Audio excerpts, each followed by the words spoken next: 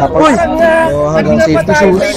Kanina, nakita ko sila sa lamesa. Yan, nasaan naman mga payagpag? Di ko parang nagtitingin sila ng mga sapatos doon na sabi protection daw yun. Parang dito sa bot na to Honeywell.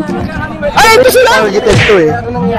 Teka lang, para sa ito pare? Para sa mga, kailangan namin mga safety shoes para sa mga workers natin, sa industriya, sa mga hindi lahat. Kasi kailangan, di ba, safety first lagi. Mga PPE siya. Mga PPE. So, sa amin, sa Honeywell, kompleto kami mula head to toe. Sir, nasa yung mga sample? Ito. Saan ito, sir? Ito, sir. So, ito. So, ito yung mga bagong age ng safety shoes, sir. Yung mga, hindi na siya mukhang safety shoe. Pwede siyang pang-formal. Mukha ng pang-formal. So, ito yung mga OG. Ito yung mga OG na safety shoes. May steel to. Oo, syempre. Quality.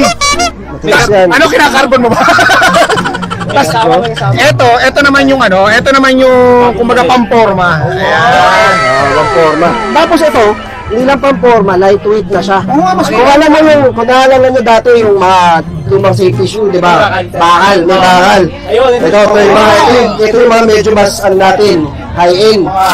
So, kung napapansin mo, ito, actually, meron ako dito, metal detector. Kung naalala mo yung mga lumang safety shoe, ito, para malaman kung may metal. Pag tumunog, may bulitas.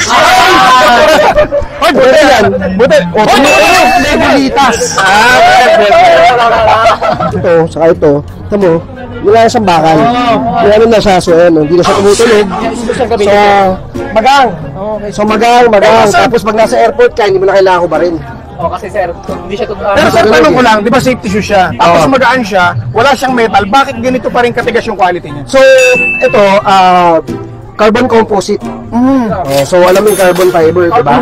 Tapos, alam mo yung fiberglass, ito, carbon composite.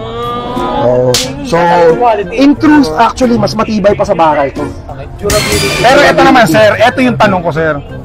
Magkano yung mga pricing ng ganitong safety shoe sa inyo? Well, normally kasi hindi kami nagre-retail. Normally company to company, B2B. Although certain products, mapahal kami retail, mahira, so paiba-iba.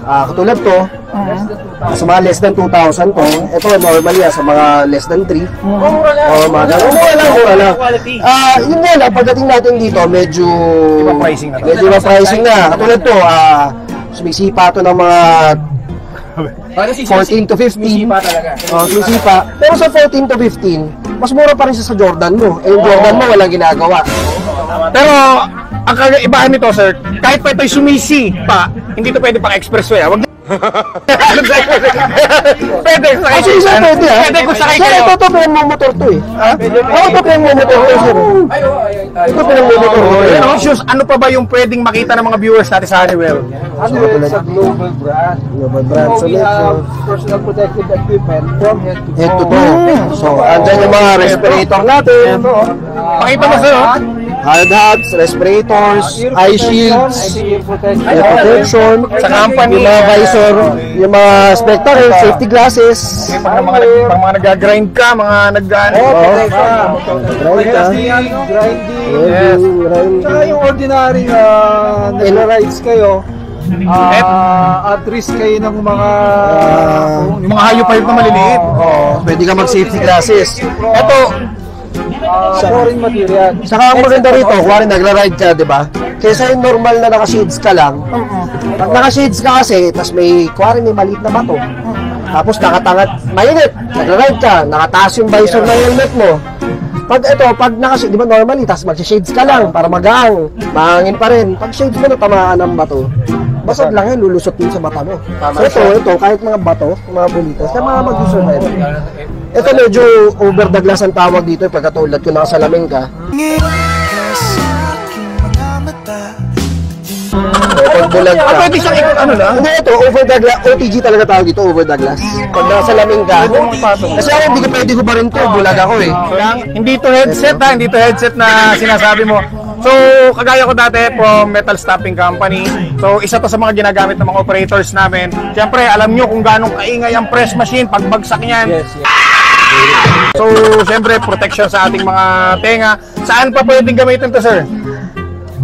Kuwari, maingay yung lugar. Kuwari, sigawan ka ng misis mo. Yun na lang. Ito, buti sa kanya na nanggaling. Hindi sa akin. Ordinary. Ito ordinary, ito medyo ang tawag natin dito. Ito kasi passive noise reduction. Passive meaning lahat. Hindi mo maririnig. So, misigaw misis mo, minumura ka lang at bahay, wala. Pero hindi mo rin narinig yung TV. Dito, ang tawag namin, active noise cancellation.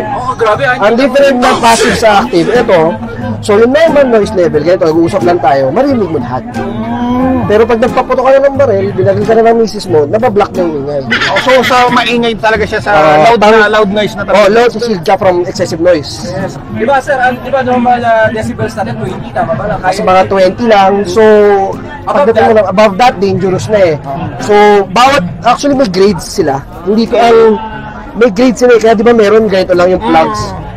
Depende kung gaano kaingay, yung dapat mong gagamitin. Kasi bawat isang product line may sariling decibel reduction. Honeywell International is kompleto kami. We have our own site. We have our all social medias. Pero dito sa Pilipinas, I would suggest i-follow nyo yung ng distributor namin. Distributors. Ito kami, Thompson Euclid Industrial Solutions.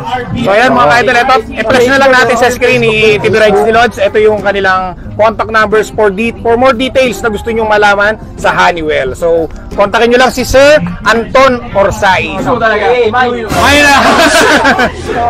Thank you po sir.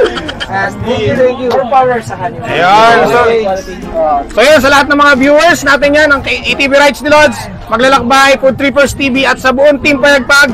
Pagka gusto nyo ng mga safety equipment, Honeywell lang. Ayan. Thank you sir. Thank you. God bless po. Salamat. Keep na. Thank you, sir. Saan ako wala? Yan, meron yun. Magamit natin sa pagkayo. Magamit natin sa pagkayo. Yung motor, pwede natin gamitin to. Safety. Thank you, sir. God bless you, Honeywell.